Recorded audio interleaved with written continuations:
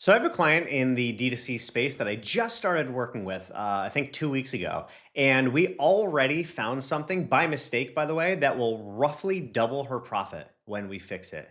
And so in this video, I'm going to walk you through exactly what that was and how you can apply it to your business to find new profit that has been leaking out of your business for months or sometimes even years. This is something that I did in my company before I sold it. And it's a really, really simple system to put in place that can find you a lot of profit that you're losing right now. All right. So before we get into that video, just in case you don't know who I am, my name is Jeremy Reeves. I'm the founder of scaleadvisors.com and the author of the #1 best-selling book, The Scalable Profit Model. All right. So let's talk about my client. All right. So I have a client.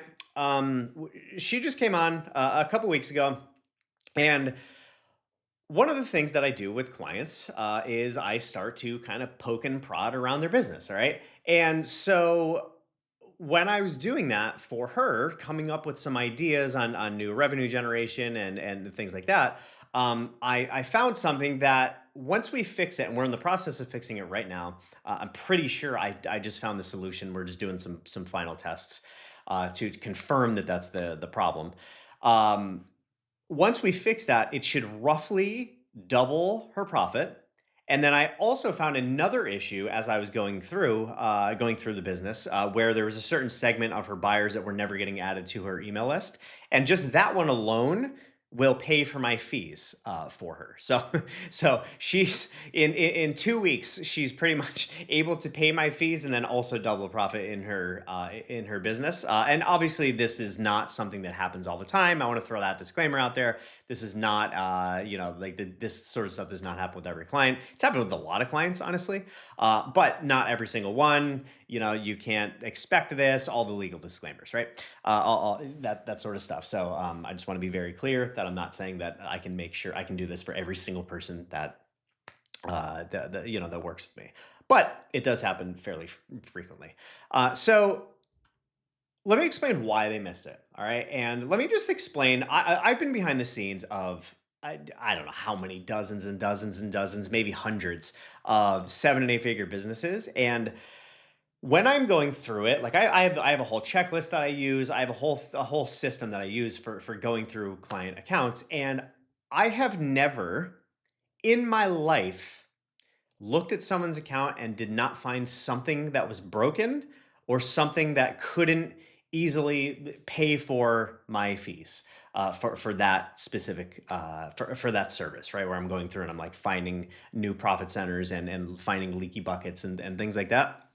I've never once found something that was not broken in someone's business, whether they were a small business, big business, medium-sized business, whatever it is. What I will say is it's kind of crazy is generally the bigger your business is, the more things you have broken right now that are losing you money.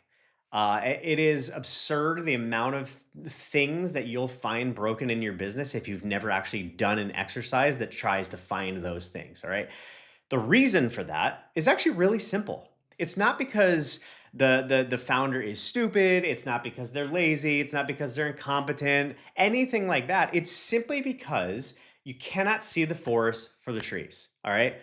Uh, it is just like I know when I ran my business, I work with clients every single day, finding hidden profit centers, finding leaky profit buckets, and doing that. And when I, again, before I sold my supplement company, I had a mentor, and he also found a ton of stuff in my business that was broken and that I had to fix, right? And it's just simply when you're in the business, in your own business all day, you just can't see the little things. All right. It's kind of like walk around your house. There's things that can change and you don't even notice that they changes. Or there's things you walk by, and if you walk by it 3 times a day, your brain just kind of tunes it out. All right. And it's just the way that our brains work. They're really good filtering mechanisms. If you understand how brains operate, like we're getting insane amounts of data coming into us, and I'm looking around this room, I see some light over here, I see a little light here, the lights are back here, I see the color of the wall, I see this light coming up here.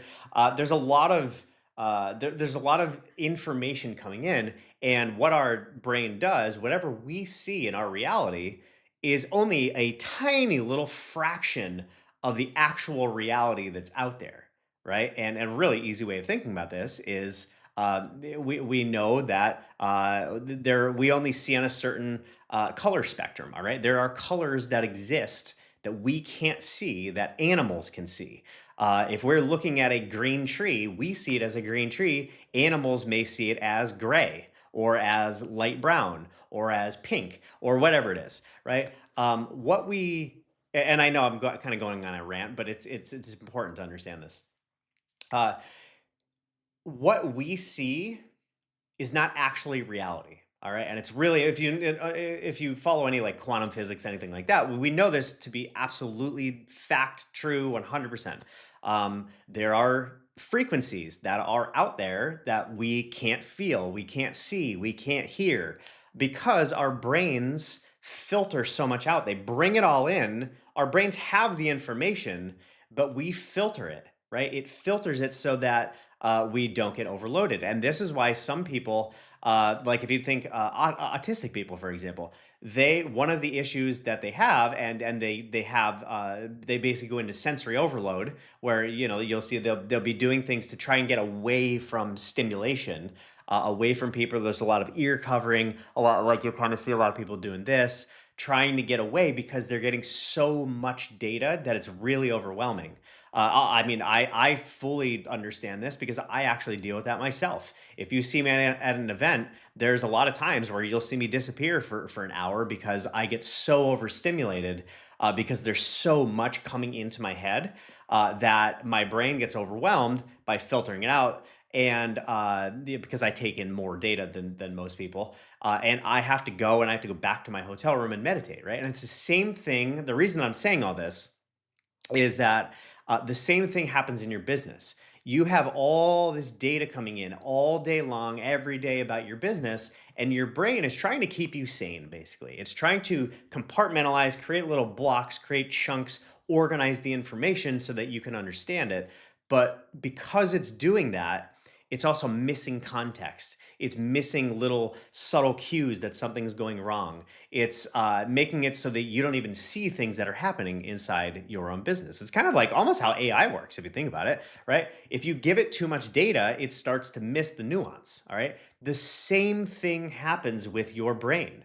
And that's why you need a coach in your business. I am a firm believer that every single entrepreneur needs someone looking at their business, whether it's a friend, whether it's a mentor or a coach, whether it's a really, really good right hand in the business, whatever it is, they need someone that is up and out of the business and can see things from a high level perspective without getting bogged down in the details.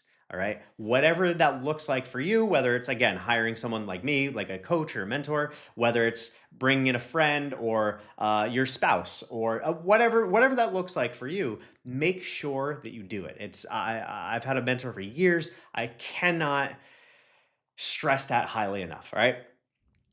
Elite athletes. I mean, think of any elite athlete that doesn't have a coach. I'm can tell you right now, there's pretty much none. Right? I don't know of a single elite athlete that does not have a coach, and that's for a reason. That's why they're an elite athlete. They don't get the coach after they're an elite athlete. They get the coach and then turn into an elite athlete. All right? It's the opposite way. Because coaches see what you can't see. And whether it's a coach or, again, whether it's a spouse or a coach or a friend or whatever it is, whoever's not in the day to day with all that thing, they can see clearly, they can see past all of the little weeds that are covering up the actual issue. All right. So important. Um, I actually, so coming back to this, when I had Peak Biome, one of the best things that I implemented to help with all this was we did a monthly deep dive. All right. And every month we would pick a different department, whether that's like email marketing. We would do a deep dive on email marketing. We would do a deep dive on the affiliate program. We would do a deep dive on the operations program. We would do a deep dive on the call center program. We would do a deep dive on the customer service, right? Every month we did a deep dive on one area of the business.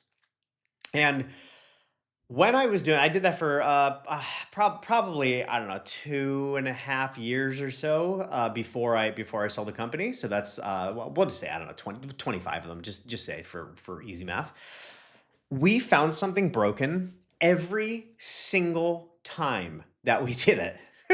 And that's because as you go and as you're implementing campaigns and changing campaigns and creating new campaigns and optimizing existing campaigns and making tweaks to things and adding things into existing campaigns and whatever you're doing, right? All the stuff that we do on a day to day basis, which is getting even faster now with AI, where there's more being done, which is great. I'm all for getting more done. But when you start to change things, things break. All right.